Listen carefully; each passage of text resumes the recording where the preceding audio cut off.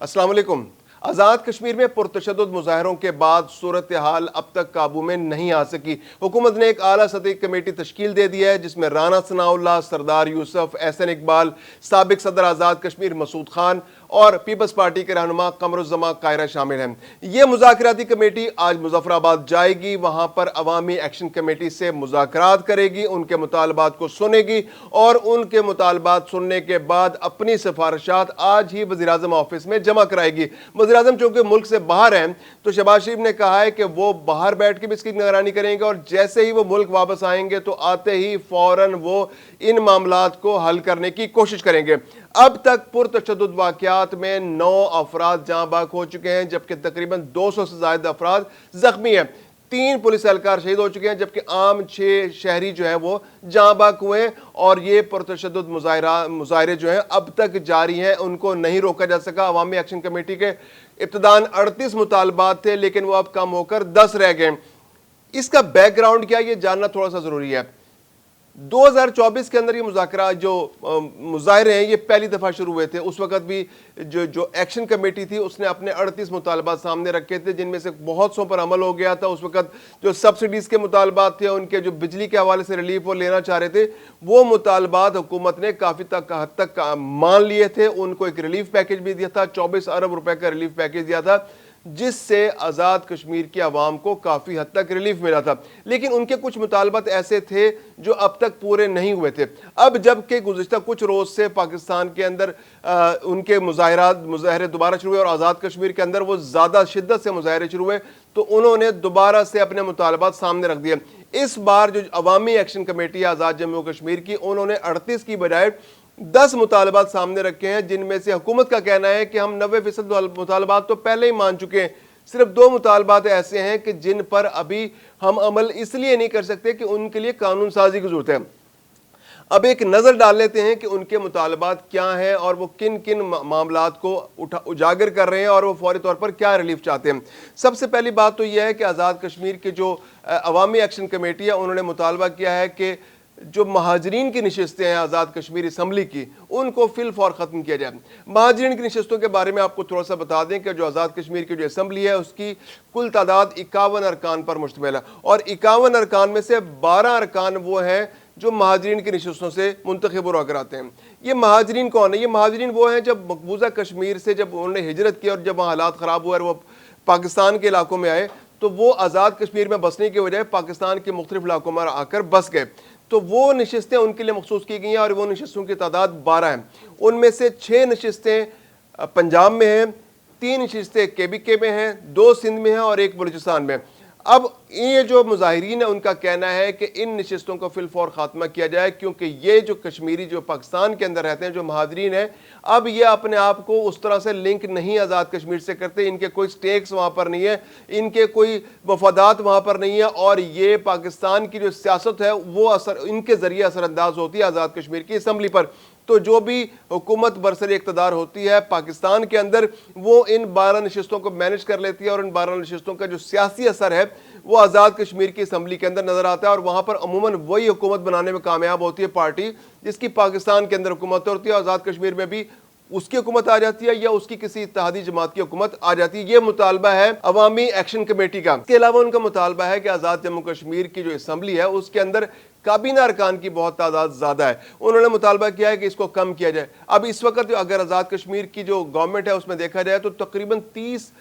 کابینہ کی تعداد جو ہے وہ 30 ارکان پر مشتمل ہے، ویئرز پاکستان کے اندر جو پاکستان کے مختلف صوبے ہیں ان کے اندر جو فارمولہ طے ہے کہ وہ یہ ہے کہ اسمبلی کی تعداد کا 10% جو ہے اسمبلی جو ہے وہ کابینہ کے اندر شامل ہونا چاہیے اور کچھ جو ارکان کی تعداد ہے ان کا ایڈوائزر رکھا جا سکتا ہے۔ لیکن آزاد کشمیر کی جو کانسٹیٹوئنسی اسمبلی ہے اس کی تعداد 51 ارکان پر مشتمل ہے اور تقریباً 30 ارکان کو کابینہ میں رکھا گیا ہے۔ تو اب جو عوامی ایکشن کمیٹی ہے وہ یہ کہہ رہی ہے کہ آزاد کشمیر کے جو لوگ ہیں وہ تو پہلے ہی ان کے مسائل بہت زیادہ ہیں، تو یہ جو اشرافیہ ہے یہ بہت بڑی ہے، تو ہمارا جو پیسہ ہے وہ زیادہ یہ اشرافیہ کنزیوم کر لیتی ہے، VIP کلچر پر خرچ ہو جاتا ہے۔ کابینہ جو اتنی بڑی کابینہ ہے یہ حکومت جو ہے عوام کا کام کرنے کے بجائے اپنا بوجھ اٹھاتی رہتی ہے. کابینہ کے ارکان کے اخراجات بہت زیادہ ہیں, تو یہ اخراجات کم ہونے چاہیے, یہ وی آئی پی موومنٹ کم ہونی چاہیے. یہ جو پیسہ کابینہ پر خرچ ہوتا ہے, جو کابینہ کے ارکان پر, وفاقی وزراء پر, ان کی آمد و رفت پر وہ خرچ ہوتا ہے, تو وہ عوام پر خرچ ہونا چاہیے. تو کابینہ کے ارکان کی تعداد جو ہے وہ کم ہونی چاہیے.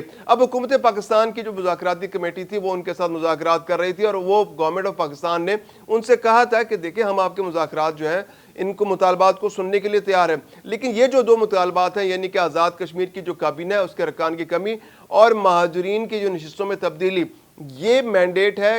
آزاد کشمیر کی اسمبلی کا. اس کے لیے قانون سازی کی ضرورت ہوگی, اور اگر پاکستان کی گورنمنٹ کی جانب سے بھی قانون سازی کی ضرورت ہوئی تو اس میں بھی عمل کیا جائے گا, لیکن یہ مذاکراتی کمیٹی کے مینڈیٹ سے زیادہ اس پر فوری طور پر عمل نہیں ہو سکتا. اس کے لیے آئینی ماہرین کو بیٹھنا پڑے گا, اسمبلیوں کو بیٹھنا پڑے گا, قانون سازی ڈرافٹ بنانے پڑیں گے, مسودے بنانے پڑیں گے قانون کے, اور جب وہ مسودے ان پہ اگریمنٹ ہو جاتا ہے تو پھر قانون سازی کے ذریعے ان معاملات کو حل کیا جا سکتا ہے. یعنی یہ آئینی مسائل ہیں, ان کو مذاکرات کی ٹیبل پر اس طرح سے حل نہیں کیا جا سکتا جیسے باقی مذاکرات کو حل کیا, مطالبات کو حل کیا جا سکتا ہے. اس کے علاوہ جو 2024 سے لے کر آج تک جو مطالبات عوامی ایکشن کمیٹی کے سامنے آ رہے ہیں, ان میں جو چند بڑے بڑے مطالبات ہیں وہ یہ ہے کہ چونکہ مہنگائی بہت زیادہ ہو گئی, آزاد کشمیر کے اس طرح سے وسائل نہیں ہیں, تو ان کو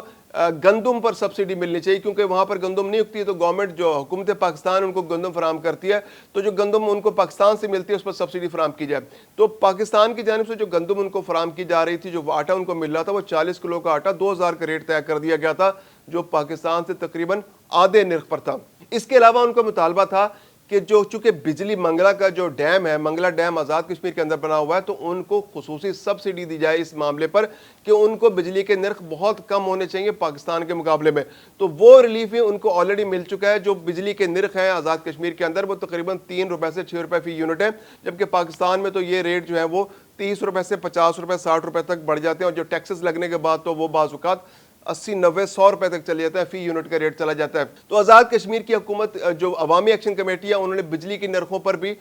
ریلیف مانگا. اس کے علاوہ انہوں نے کہا جی کہ جو سبسڈی جو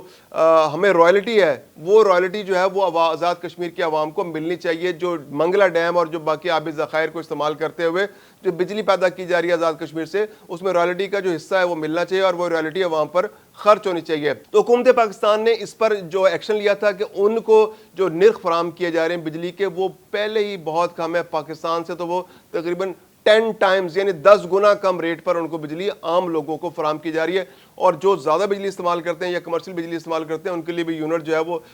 6 روپے تک جاتا ہے, اور تھوڑا بہت اس سے بھی زیادہ ہو جاتا ہے, لیکن وہ بھی پاکستان کے نرخوں سے, جو پاکستان میں کمرشل بجلی کے نرخ ہیں اس سے 10 گنا کم نرخ ہے. اس کے علاوہ انہوں نے مطالبہ کیا تھا کہ جناب ہمارا جو بینک ہے بینک آف کشمیر اس کو شیڈول بینک شمار کیا جائے. اس کے علاوہ ہمیں جو ٹیکسز ہم سے لیے جاتے ہیں, جو پراپرٹی ٹیکس ہے, جو اس کے علاوہ جو ٹیکسز ہیں ان پر دوبارہ سے نظر ثانی کی جائے. ہم سے زیادہ ٹیکس وصول کیے جاتے ہیں, ہم افورڈ نہیں کر سکتے, تو ہم سے زیادہ ٹیکس وصول نہیں کیا جائے. جو پاکستان میں ٹیکسز کا فارمولہ ہے وہ ہم پر اپلائی نہ کیا جائے. اس کے علاوہ انہوں نے کہا جی کہ ہمیں زیادہ سیاسی حقوق ملنے چاہیے, ہمیں زیادہ ریپرزنٹیشن ملنے چاہیے. ہم چاہتے ہیں کہ جو ہم اپنے فیصلے خود سے کریں, ہمارے اختیارات زیادہ ہونے چاہیے, ہمارے ہاں مداخلت جو ہے وہ کم سے کم ہونی چاہیے, پاکستان کی جانب سے مداخلت کم ہونی چاہیے. اس کے علاوہ ان کا مطالبہ تھا کہ جو طلبہ یونین ہے اس پر سے پابندی ہٹا دینی چاہیے. جو اسٹوڈنٹس ہیں اس کے اندر جو طلبہ یونین کے جو الیکشنز ہوتے ہیں ان کو باقاعدگی سے ہونا چاہیے, اور حکومت نے اگر اس میں مداخلت کیا ہے تو وہ مداخلت فوری طور پر ختم ہونا چاہیے. تو یہ وہ مطالبات ہیں جو طلبہ یونین کا خاص طور پر مطالبہ تھا. یہ طلبہ کی جانب تھا, نوجوانوں کی جانب سے تھا, اور طلبہ اس میں بہت زیادہ کنٹریبیوٹ کر رہے تھے. اب یہ جو مطالبات ہیں ان میں سے گورنمنٹ کا کہنا ہے کہ ہم تو 90% مطالبات پہلے ہی تسلیم کر چکے ہیں, صرف 2 مطالبات ایسے ہیں جو کابینہ کی تعداد میں کمی ہے, یا اس کے علاوہ جو مہاجرین کی نشستوں کا معاملہ ہے جو پاکستان میں جو آزاد کشمیر کی اسمبلی کی نشستیں پاکستان کے اندر ہیں, تو وہ 12 نشستیں جو ہیں اس کا معاملہ ایسا ہے کہ جس کے لیے قانون سازی کی ضرورت ہے. تو اب حکومت پاکستان نے ایک بہت اعلیٰ سطح کی کمیٹی بنا دی ہے جس کے اندر رانا ثناء اللہ بھی شامل ہیں, سردار یوسف بھی شامل ہیں, احسن اقبال بھی شامل ہیں, سابق صدر آزاد کشمیر مسعود خان بھی شامل ہے, پیپلز پارٹی کے سینئر رہنما قمر زمان کائرہ بھی شامل ہیں. اور آج یہ